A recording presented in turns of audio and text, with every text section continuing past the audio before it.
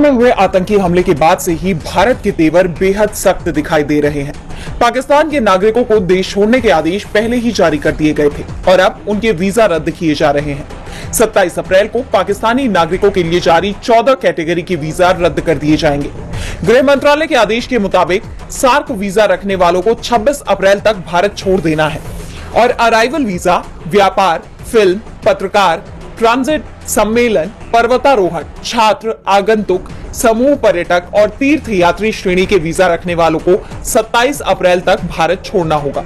इसके साथ ही पूरे देश में पाकिस्तान और बांग्लादेशियों को खोजने का अभियान तेज हो गया है। गृह मंत्री ने सभी राज्य सरकारों से कहा है कि वो पाकिस्तान के नागरिकों को चिन्हित करें और उन्हें देश छोड़ने का आदेश दें। भारतीय सेना ने पाकिस्तान को जवाब देने की तैयारी भी तेज कर दी है। राजस्थान में भी पाक बॉर्डर पर सेना अलर्ट पर है। जैसलमेर से सटी पाक सीमा पर स्वदेशी अर्जुन युद्ध टैंक के साथ सेना ने युद्धाभ्यास किया। रेत के धोरों पर अर्जुन टैंक ने अपनी ताकत दिखाई। बीएसएफ ने भी बॉर्डर पर जवानों की संख्या बढ़ा दी है। वायुसेना भी युद्ध की तैयारी में जुट गई है। राफेल और सुखोई विमानों के साथ युद्धाभ्यास किया जा रहा है। इस बीच सरकार की तरफ से मीडिया के लिए गाइडलाइन जारी कर दी गई है, जिसमें सेना की मूवमेंट से जुड़ी किसी भी तरह की वीडियो या जानकारी प्रकाशित करने पर रोक लगाई गई है। सरकार की तरफ से की जा रही कोशिशों के बाद युद्ध के संकेत भी साफ मिलने लगे हैं। इस बीच पहलगाम आतंकी हमले की साजिश रचने वालों पर भी कार्रवाई तेज हो गई है। शोपिया, कुलगाम और पुलवामा में आतंकियों के घरों को निशाना बनाया गया है। आदिल ठोकर और उसके साथी एहसान शेख के घर को बम से उड़ा दिया गया। एक दिन पहले भी 2 आतंकियों के घर को बुलडोजर से चकनाचूर कर दिया गया था। एहसान को लेकर तो कहा जा रहा है कि वो लश्कर का सदस्य है, पहले भी कई हमलों में शामिल रहा है। पहलगाम हमले के बाद भारत की जवाबी कार्रवाई का डर पाकिस्तान और उसके पाले हुए आतंकी संगठनों के अंदर दिखने लगा है। पहलगाम हमले की जिम्मेदारी लेने के बाद द रेजिस्टेंस फ्रंट यानी कि टीआरएफ की तरफ से बड़ा बयान सामने आया है। टीआरएफ के प्रवक्ता ने कहा कि हमले में हमारा संगठन शामिल नहीं था। इस मामले के लिए टीआरएफ को जिम्मेदार ठहराना गलत और जल्दबाजी है, जबकि पहले टीआरएफ की तरफ से ही हमले की जिम्मेदारी ली गई थी। इस मामले को लेकर टीआरएफ ने कहा कि उसका सोशल मीडिया अकाउंट भारतीयों ने हैक कर लिया है। इस बीच एक खबर आ रही है कि पाकिस्तान ने तमाम आतंकियों को सेफ हाउस में भेज दिया है, लेकिन उसकी चिंता खत्म होते नहीं दिख रही है। इस बीच ईरान और सऊदी अरब की तरफ से भारत और पाकिस्तान के बीच बढ़ते तनाव को कम करने के लिए मध्यस्थता करने का प्रस्ताव भी रखा है, लेकिन भारत की तरफ से इसे लेकर कोई भी रिस्पॉन्स नहीं दिया गया है। इस बीच सिंधु जल समझौता निलंबित किए जाने के भारत के ऐलान का असर पाकिस्तान पर दिखने लगा है। पाकिस्तान के प्रधानमंत्री शहबाज शरीफ ने कहा कि पहलगाम में जो हुआ वो ब्लेम गेम है। इस मसले पर हर तरह की जांच के लिए हम तैयार हैं। साथ में उन्होंने धमकी भरे अंदाज में ये कहा कि हमारी सेना जंग के लिए तैयार है और किसी भी हालात से निपटने में सक्षम है। सिंधु जल समझौते को लेकर शहबाज शरीफ ने धमकी दी कि अगर पानी रोकने की कोशिश की तो इसका पूरी ताकत से जवाब देंगे। पाकिस्तान को इस मामले में चीन की भी मदद मिल रही है। चीन ने हवा से हवा में मार करने वाली 100 PL-15 मिसाइलें पाकिस्तान को सौंपी है। पाकिस्तान की तरफ से LOC पर सेना को बढ़ा दिया है। इसके बावजूद पाकिस्तान को भारतीय हमले का डर सता। जब तक देश के 140 करोड़ लोगों में देशभक्ति नहीं जागेगी, तब तक पहलगाम जैसे हमले होते रहेंगे। ये कहना है केंद्रीय मंत्री पीयूष गोयल का। इस बयान को लेकर सोशल मीडिया पर पीयूष गोयल की जमकर किरकिरी हो रही है।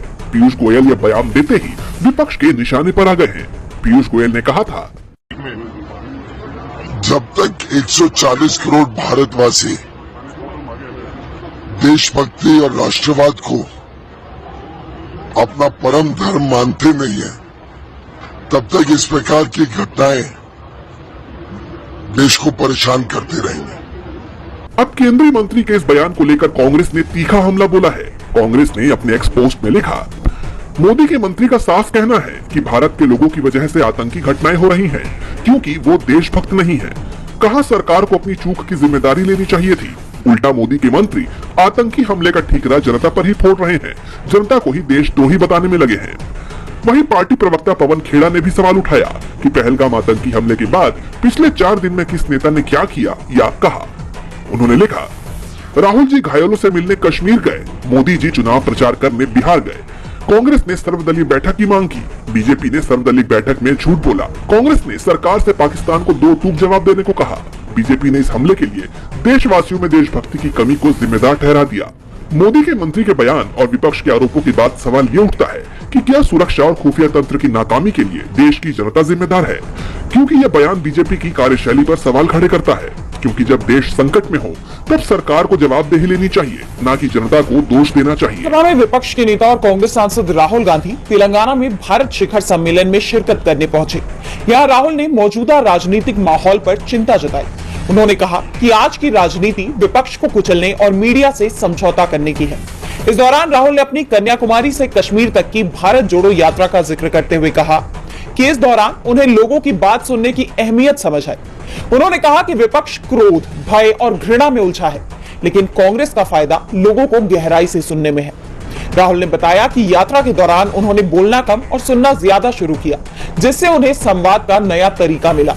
इस दौरान राहुल ने मोहब्बत की दुकान का मतलब भी समझाया। On the yatra, we got a slogan.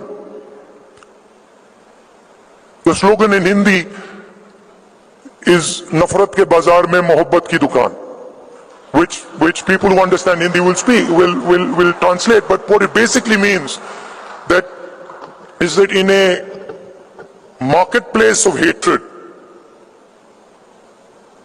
you are opening a shop of love. Rahul ने आगे कहा कि उनके विरोधी सुनना नहीं जानते, क्योंकि वो पहले से ही सभी जवाब जानने का दावा करते हैं।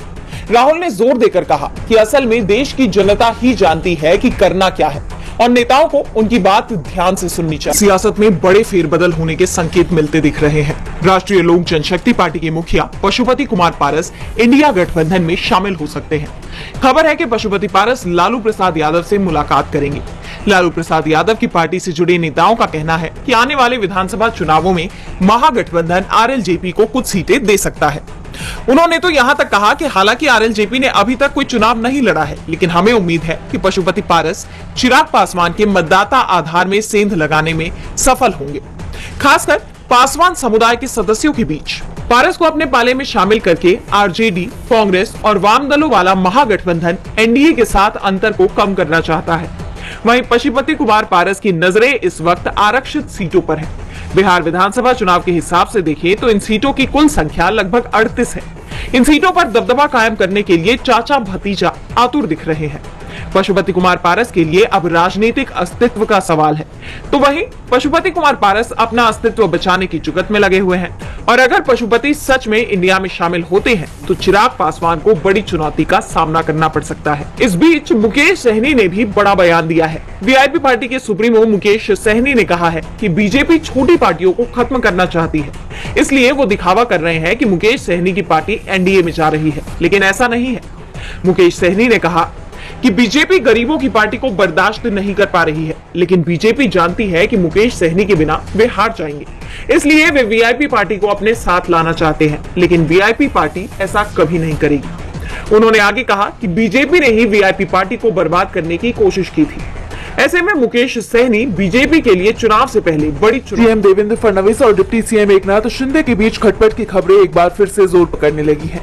एकनाथ शिंदे ने बड़ा बयान दिया है। उन्होंने खुद को राज्य का सीएम बताया है। शिंदे का ये बयान ऐसे वक्त पर आया है जब शिंदे और मुख्यमंत्री देवेंद्र फडणवीस के बीच आपसी कलह की खबरें चर्चाओं में है। शिंदे सीएम पद न मिलने की वजह से नाराज बताई जा रही है। शिंदे के सीएम न बनने से उनकी पार्टी में असंतोष साफ जाहिर होता रहता है और शिंदे की मुख्यमंत्री बनने की ख्वाहिश कभी भी किसी से छुपी नहीं है। वो तो चुनाव के बाद सिर्फ 6 महीने और सीएम रहने के इच्छुक थे, लेकिन बीजेपी ने उनकी इस मांग को कबूल नहीं किया। इसका दर्द शिंदे को रह रहकर होता रहता है और उनकी नाराजगी समय समय पर दिखाई भी देती है। और अब शिंदे ने जो बयान दिया है, माना जा रहा है कि शिंदे का ये बयान उनकी पार्टी के नेताओं को संतुष्ट करने और अपने नेतृत्व को मजबूत करने के लिए है। जानकारों का मानना है कि शिंदे का बयान उनकी पार्टी के कार्यकर्ताओं को ये संदेश देने की कोशिश है कि वो सत्ता में बराबर की हिस्सेदारी चाहते हैं। महानगर पालिका और स्थानीय निकाय चुनावों को लेकर शिंदे और फडणवीस के बीच रणनीतिक मतभेद की खबरें सामने आ रही हैं। शिंदे जहां अपनी शिवसेना को मजबूत करने के लिए एक्टिव दिखाई दे रही हैं, तो वहीं फडणवीस बीजेपी की रणनीति को आगे बढ़ा रहे हैं। ऐसे में सवाल ये उठ रहा है कि क्या महायुति गठबंधन टूट जाएगा? खैर, ये तो आने वाला वक्त ही बताएगा। ईसाइयों के सर्वोच्च धर्मगुरु पोप फ्रांसिस को वेटिकन सिटी में अंतिम विदाई दी गई। उनका अंतिम संस्कार रोमन कैथोलिक चर्च की प्राचीन परंपराओं और वेटिकन के रीति रिवाजों के साथ किया गया, लेकिन उन्हें वेटिकन में नहीं बल्कि पोप की इच्छा के मुताबिक रोम के सांता मारिया मैग्योरे बेसिलिका में दफनाया गया। बीते 11 सालों में ये पहले पोप है जिन्हें वेटिकन के बाहर दफनाया गया है। 21 अप्रैल को 88 साल की उम्र में पोप फ्रांसिस का निधन हो गया था, जिसके बाद से पूरा ईसाई समुदाय शोक में डूबा हुआ है। बीते 3 दिन से उनके पार्थिव शरीर को ताबूत में अंतिम दर्शन के लिए सेंट पीटर्स बेसिलिका में रखा गया था। अंतिम संस्कार के लिए उनके शव को सेंट पीटर्स बेसिलिका से निकालकर सेंट पीटर्स स्क्वायर में रखा गया था, जहां प्रार्थना सभा का आयोजन हुआ। इस दौरान 2.5 लाख से ज्यादा श्रद्धालु जुटे। इसमें 170 देशों के प्रतिनिधि भी शामिल हैं। अंतिम संस्कार के लिए भारतीय राष्ट्रपति द्रौपदी मुर्मू, अमेरिकी राष्ट्रपति डोनाल्ड ट्रंप, अर्जेंटीना के राष्ट्रपति जेवियर मिलेई, ब्रिटेन के प्रधानमंत्री कीर स्टारमर और फ्रांस के राष्ट्रपति इमैनुअल मैक्रो भी सेंट पीटर्स स्क्वायर में मौजूद रहे। पोप फ्रांसिस की प्रार्थना सभा के बाद प्रभु भोज के तौर पर सभी को ब्रेड का टुकड़ा खिलाया गया। यीशु के शरीर का अंश मानकर इसका सेवन किया जाता है। इस दौरान कार्डिनल जियोवानी बतिस्ता रे ने कहा कि पोप फ्रांसिस का मानना था कि चर्च सभी के लिए ऐसा घर है जिसके दरवाजे हमेशा खुले रहते हैं। चर्च ऐसी जगह है जो हर व्यक्ति को अपना सके, चाहे उसकी आस्था या स्थिति कुछ भी हो, और उनके घावों को भर सके। उनके विदाई समारोह में ट्रांसजेंडर्स को भी शामिल किया गया। पोप के जाने के बाद वेटिकन सिटी में 9 दिन तक शोक मनाया जाएगा, तो भारत में भी 3 दिन के राजकीय शोक की घोषणा की गई है। इसी के चलते भारतीय झंडा भी झुका दिया।